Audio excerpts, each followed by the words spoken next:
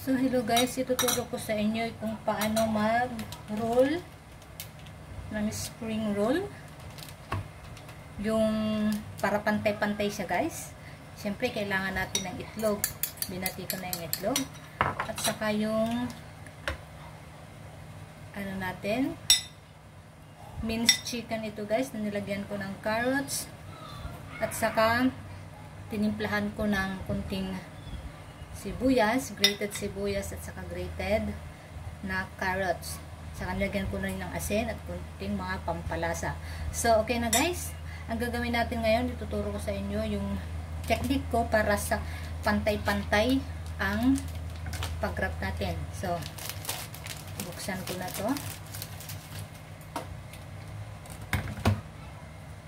So, kailangan natin ng brush para sa itlog mamaya. Ayan. Itlog talagang kailangan natin guys instead of water para dumikit talaga siya. So, ito na.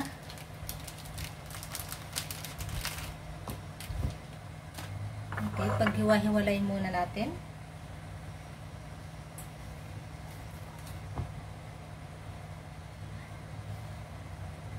Ayan guys. Pwede rin kayong gumamit ng any kind of wrapper na available sa inyong lugar, kung saang place kayo guys. But dito, dahil ito ang meron, ito ang gagamitin ko guys. So ayan, kunwari naka-ano na lahat, nakahiwa-hiwalay na. So mag-start na tayo mag-wrap. So, ganito lang siya guys. Tigi isang kutsara lang. Depende kung gaano kalaki ang gusto nyo. Ayan. But for me, at sa ganito ang paglagay natin guys. Ayan. I-spread lang natin. Kaya ganito ko ginawa guys para mas pantay-pantay siya. Maganda tignan. And then, nakasil talaga siya. Tapos, i-roll natin. Yung ganyan. Isang ikot muna. Para mahigpit yung pagkakabalot niya guys. Ayan. Maganda itong pang business guys. Dahil maganda yung pagkakabalot. So dito naman, dito na tayo maglalagay ng egg.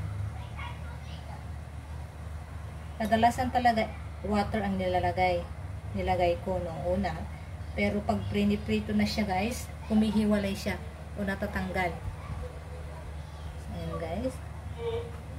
O, diba?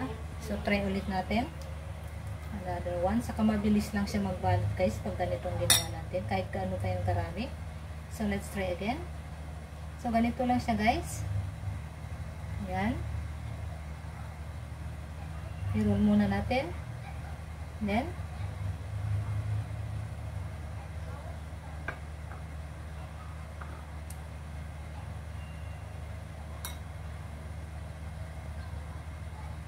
diba guys?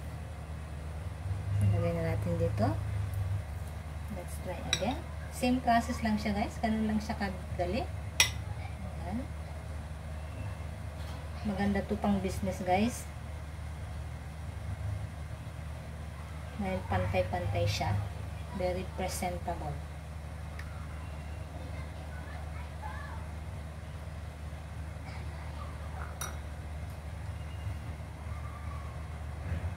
So, ganito lang siya guys. Continue lang hanggang sa matapos lahat. So, ito na yung nagawa natin. Papakita ko sa inyo guys. O, ayan, diba? Pantay-pantay siya. Ayan.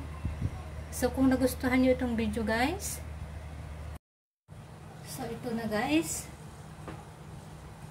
ang finished product ng aking spring roll na ginawa. So, tignan nyo guys, pantay-pantay siya. Ayan, very presentable pang business. Ayan guys. So, if you like this video guys, please comment down below. And thank you guys for watching.